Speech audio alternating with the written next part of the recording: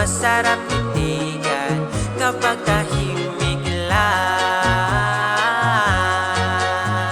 Huwag ka na sanang magpapaniwala sa pangako ng iba, pagkat ako ay natatakot lang baka bigla kang mawala.